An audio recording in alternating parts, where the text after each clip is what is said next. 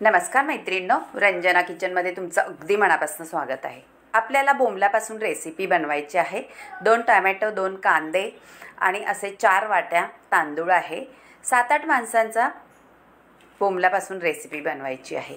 छान सुक्के बोंबील आहेत आणि ते आपल्याला पाण्यात भिजत ठेवायचे आहेत। अगदी तोंडाला चव देणारी अशी रेसिपी होणार आहे। आता पाणी ओतून ठेवलेले आहे। बाकीची तयारी होस तोपर्यंत आपल्याला बोंबील भिजत ठेवायचे आहे। मैत्रिणींनो, बोंबील कशासाठी भिजवायचे? कारण ते थोडेसे सुक्के असतात, कडक असतात, थोडे भिजवले का नरम होतात। आता 2 कांदे आपल्याला छान कापून घ्यायचे आहे। उभे उभेच कापायचे आहे कारण त्याचा आपल्याला मसाला करायचा आहे, ग्रेव्ही। आता खोबरं पण घेतलेली अर्धी वाटी, ती सुद्धा आपल्याला भाजून घ्यायचं आहे। त्यापूर्वी आपल्याला 2 चमचे धणे घालायचे आहेत, अर्धा चमचा जिरे, अर्धा चमचा बडीशेप असं घालून परतून घ्यायचं आहे भाजून। त्याच्यामुळे त्याचा खमंग स्वाद त्याच्यामध्ये अगदी भारी येतो। तुम्ही कधी पाहिले का ही रेसिपी अशी बनवताना तांदळामध्ये बोंबील? नसेल पाहिली तर नक्की करून पहा। अगदी तोंडाला चव देणारी भन्नाट रेसिपी होते। आता आपण कांदा परतून घ्यायचा आहे आणि लाल होस तोपर्यंत परतायचा आहे। झालेला आहे खरपूस असा पहा। आता काढून घ्यायचं आहे आपल्याला। कांदा असाच लाल होऊन द्यायचा आहे, म्हणजे ग्रेव्ही छान होते त्याची। खोबऱ्याचे तुकडे करून घेतलेले आहे, ते सुद्धा घालून घ्यायचे आहे आणि भाजून घ्यायचे आहेत। तेल अजिबात टाकायचं नाही। आता लसणाच्या 10-12 कांड्या घेतलेल्या आहेत, त्या सुद्धा आपल्याला भाजून घ्यायच्या आहेत। लसूण भाजले ना छान ग्रेव्हीला चव येते, म्हणून आपल्याला लसूण सुद्धा भाजून घ्यायचं आहे। आता झालेले आहे सगळे भाजून। त्यापूर्वी मी तेल घालून घेतलेले आहे चमच्याभर पॅनमध्ये आणि स्वच्छ बोंबील धुवून घेतलेले आहे 2-4 पाण्याने। ते आपल्याला तेलात घालून घ्यायचे आहे। तेलात का घालायचे आहेत? कारण आपण व्यवस्थित असे तेलात परतून घेतले आणि थोडा आपल्याला त्याच्यात मसालाही घालायचा आहे घरगुती, 1 चमचाभर। जास्त घालायचा नाही, फक्त त्याला चव येण्यापुरते। आता बोंबील छान परतून झाल्यानंतर घालायचा आहे, आधी घालायचा नाही मसाला। हे पहा, खरपूस भाजून झालेले आहेत व्यवस्थित तेलामध्ये। तेलामध्ये भाजल्यानंतर बोंबलाचा वास येत नाही, वशाट, म्हणून आपल्याला छान भाजून घ्यायचे तेलात।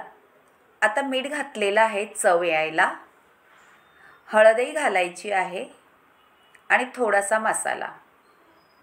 असं करून घेतल्यानंतर आपले बोंबील छान फ्राय होतात आणि वशाटपणा निघून जातो।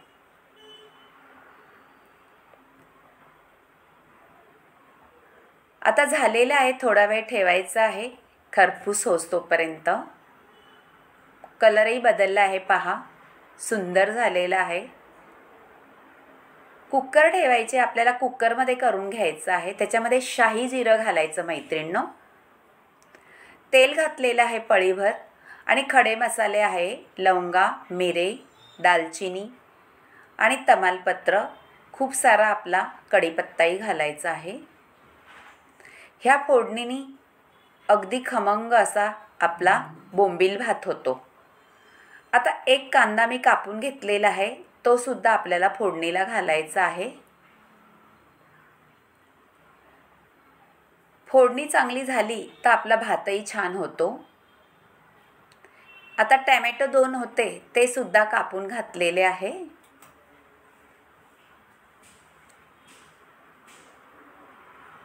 टोमॅटोचा कलर बदलला पहा, छान असा तेलामध्ये। आता वरून आपल्याला थोडेसे मी शेंगदाणे घेतलेले आहे मूठभर, ते घालायचे त्याच्यात आणि परतून घ्यायचे. बटाटे 2 कापून घेतलेले आहे साल काढून, ते पण परतायला घालायचे आहेत. असं सगळं घालून आपल्याला छान बिर्याणीपेक्षाही मस्त आपला बोंबील भात होतो. कधीही करून पहा तुम्ही जेवणाला. संध्याकाळी फक्त हा तुम्ही मसाले भात बोंबील भात केला तर दुसरं काहीही करायची गरज नाही लागणार. एवढा खमंग भात होतो हा. आता घरगुती मसाला घातलाय 1 चमचा, गरम मसाला घातलाय आणि हळद घालून घेतलेली आहे.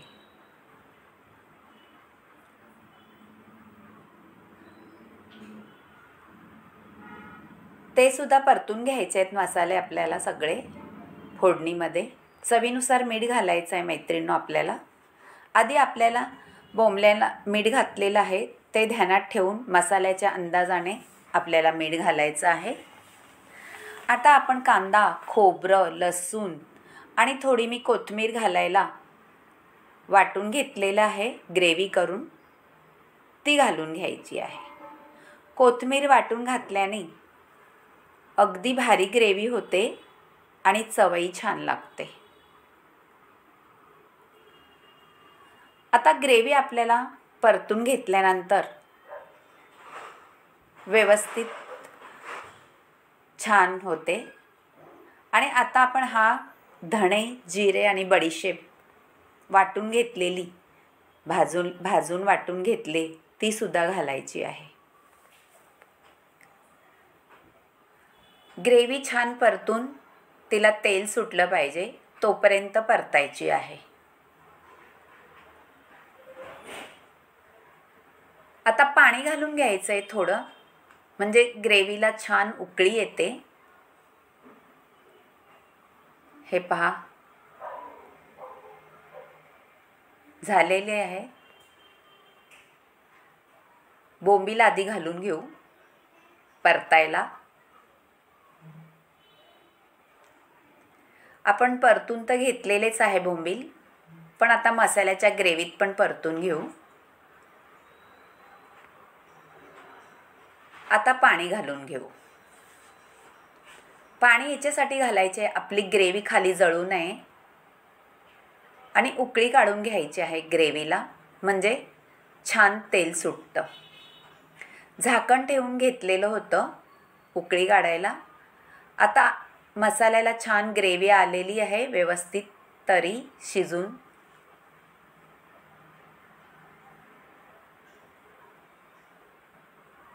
आता त्याच्यामध्ये आपल्याला तांदूळ घालायचा आहे.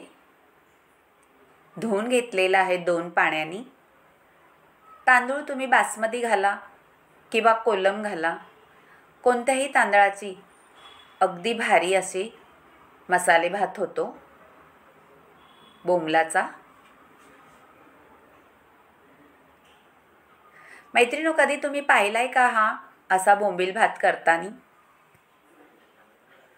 सगळे तांदूळ घालून घेतलेत, थोडेसे चिटकून राहिले होते टोपाला.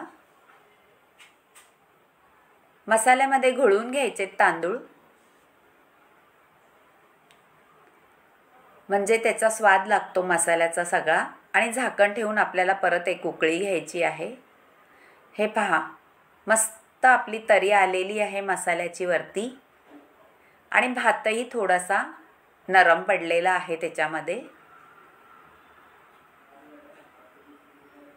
आता हलवून घेतल्यानंतर आपल्याला गरम पाणी ओतायचे त्याच्यामध्ये, थंड पाणी ओतायचं नाही.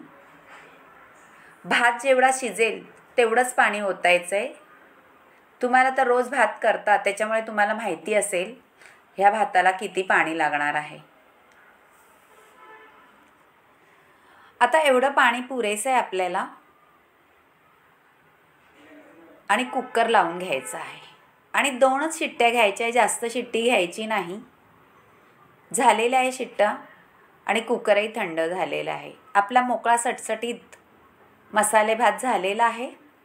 त्याच्यात वरून 2-3 चमचे असं तूप घालून घ्यायचं आहे.